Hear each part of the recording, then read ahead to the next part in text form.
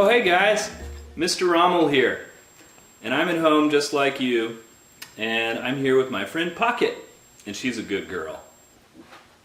So we were kind of brainstorming together, and I miss reading books to you guys, so Pocket and I came up with the idea that we are going to read books for you, and with each book we might have a special farm guest come to meet you guys.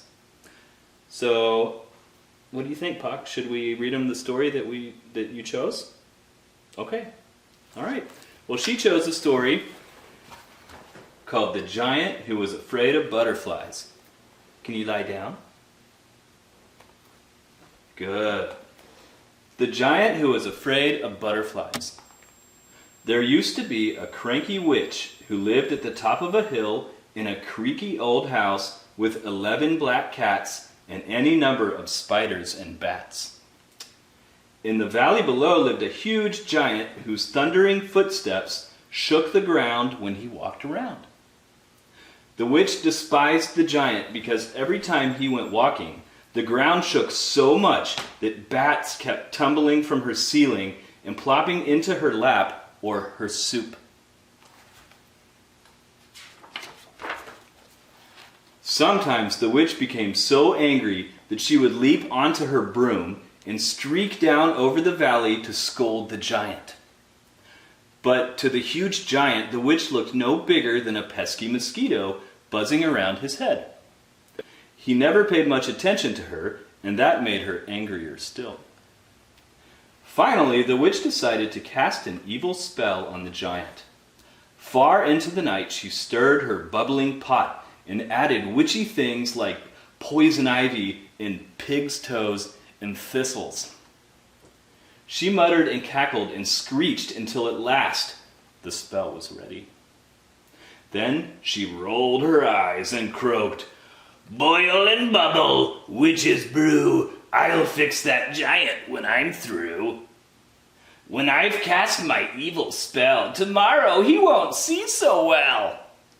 My spell will play tricks on his eyes to make things look twice his size."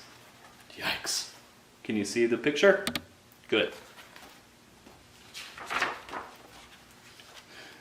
The next morning, the giant opened his eyes and looked to see what sort of day it was. The first thing he saw was a squirrel scampering down a tree. Because of the witch's evil spell, the squirrel looked 2 times bigger than the giant. With a frightened roar, he leapt backward and knocked down 3 trees. A bird landed on the grass to hunt worms. To the bewitched giant, the bird looked twice his size. This time he fell into a pond and splashed out most of the water. Everything the poor giant saw looked bigger than he was. A butterfly scared him silly. A dragonfly looked big enough to drag him off. When a fuzzy caterpillar crawled toward him, the giant became so upset that he ran to the far end of the valley. Yikes.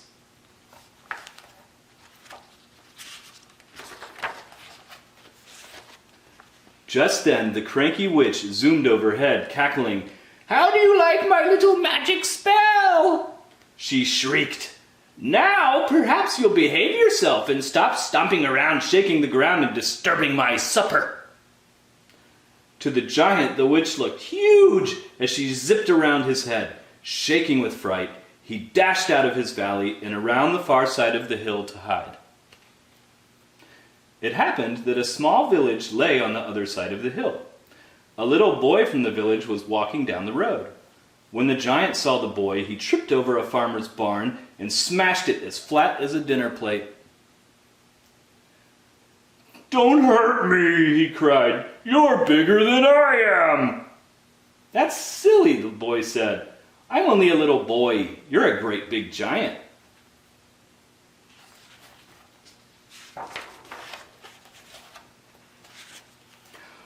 "I know," the giant sighed. "But the witch on the hill has cast a spell on me, and now everything I see looks bigger than I am. I'm frightened by birds and worms and squirrels and butterflies and caterpillars, even little boys.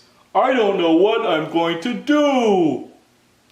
The little boy sat down beside the giant and helped him think. After a while, he had an idea.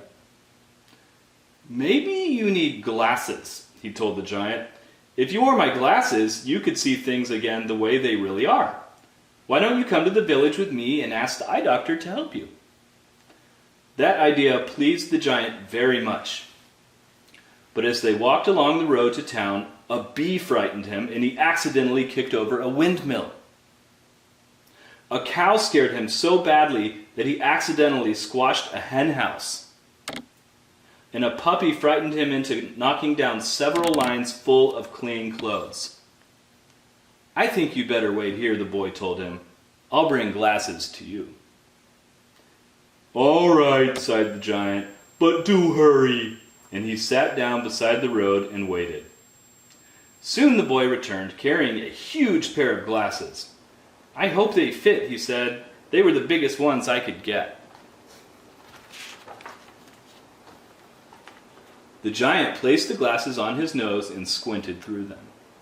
The boy looked tiny, the way a little boy should look to a huge giant.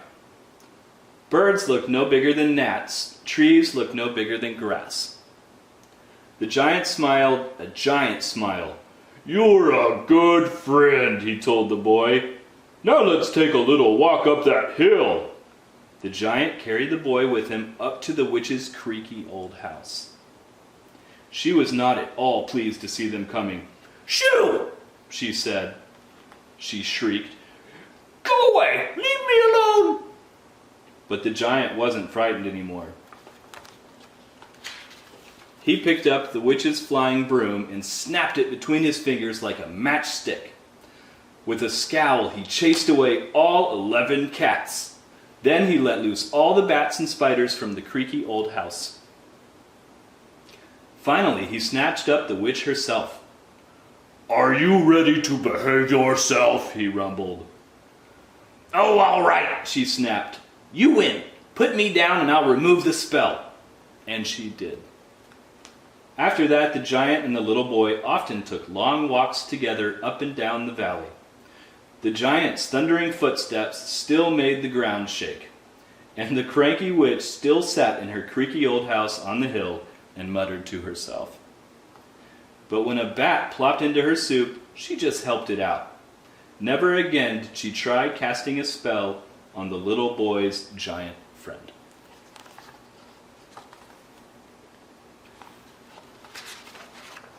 The end. Pocket, thank you so much. That was a very good story. Do you have any questions? Yeah, of course. She asked if she could have a treat, so I'm going to give her a treat. Giving Pocket a treat from my pocket. You're such a good girl. It was a very good book. Hey guys, I just wanted to say that I love you all very much, and I miss you guys so much. I miss seeing your faces, and I miss reading books with you. I hope that everybody's staying safe and washing your hands a whole lot, and drinking lots of water, and not putting your fingers in your eyes or your mouth, and being very nice to your parents and your grandparents and your brothers and your sisters. I will see you soon with a different book, and maybe we'll have a different visitor for you guys to meet. Okay? Bye. That was a good story, Pocket. Give me 5.